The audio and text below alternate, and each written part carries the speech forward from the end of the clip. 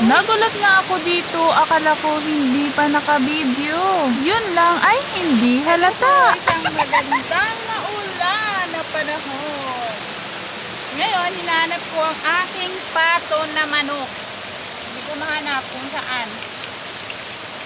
Hindi ko alam kung ano ng pato.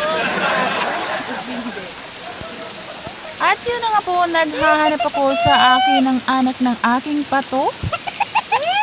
Pero magugulat kayo ay lumabas ay sisiw. Noon na nga ay hindi ako mapaniwala sa mga nangyayari. Kasi nga pero nga inaasawa nga kasi siya ng manok. May manok Tatlo nga sana kaso nga namatay ang dalawa. Kaya yung isa bawat gabi ay kinukulong ko na siya kasi nilalakad ng kanyang ina tuwing gabi. Sayang nga yung dalawa, yung una ay kinain ng bayawak at yung pangalawa ay lumipad sa tubig. Nakalimutan niya kasi siya ay hindi pato kundi isang manok.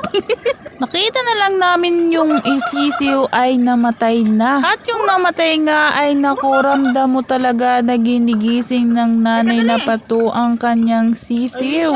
Pati nga ako ay sinakta ng kanyang ina. Ay, char! Ayan, hindi ko po alam kung manok ba. Kasi nga inaasawa siya ng manok. Tapos yung isa namatay kasi nagpalumos.